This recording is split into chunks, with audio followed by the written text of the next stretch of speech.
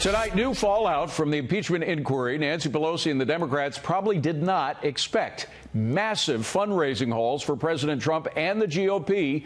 In the 24 hours following Speaker Pelosi's announcement of a formal impeachment inquiry, Trump 2020 and the RNC pulled in a combined $5 million just on online fundraising, and the money hasn't stopped flowing yet. Joining me now, the woman at the helm of the operation, Republican National Committee Chair Ronna McDaniel. Great to see you, Ronna. So do you have any doubts at all that all of this money is because of the impeachment push?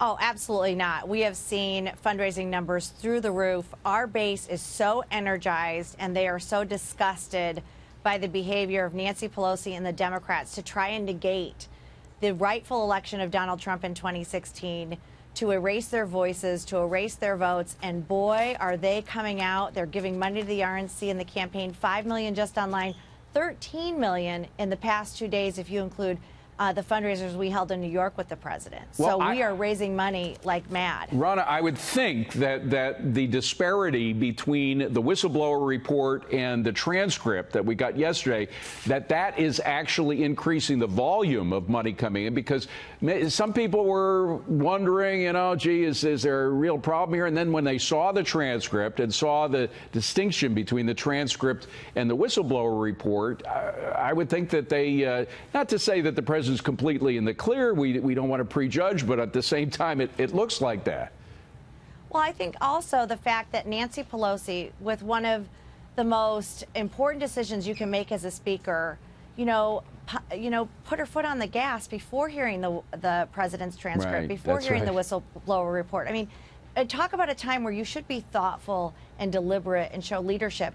They have been hungering to get this done against this president since the day he was inaugurated. They have never accepted his election. And you know what? Our voters are sick and tired of it. The American people are sick and tired of it. They send people to Washington to do the work of the American people, and Democrats have investigated, obstructed, resisted, and it's just too much.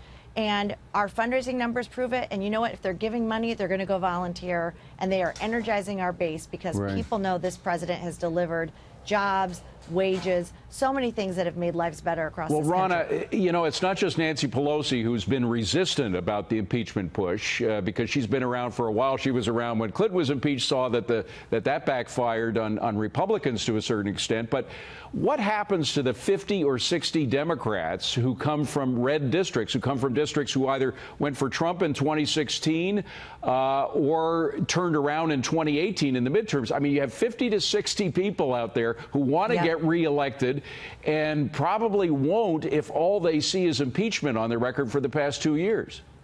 Yeah, they have nothing to show their voters or their constituents as to what they've done in Washington except obstruct, resist, and now try and impeach this president. And, many of them ran, David, as moderates. They went to their districts. They said, I'll work with the president. There are 30 Democrats sitting in districts where President Trump won.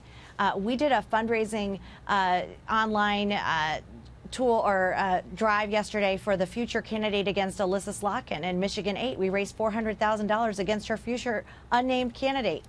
People are very angry with these Democrats and be interested to see their numbers. And if they vote for impeachment, I think it makes their reelection much more difficult. Finally, there are 6 committees. There are going to be 6 committees now that are going to be focusing on impeachment. And they say, well, we can chew gum and walk at the same time. We can do impeachment plus do the other stuff. But, doing the other stuff takes a lot of energy. And so does working on these impeachment committees. You have to do a lot of fact searching and sometimes fact making up in impeachment hearings. Yeah. The question is it possible to have 6 committees based almost entirely on impeachment over the next few months and get anything else done?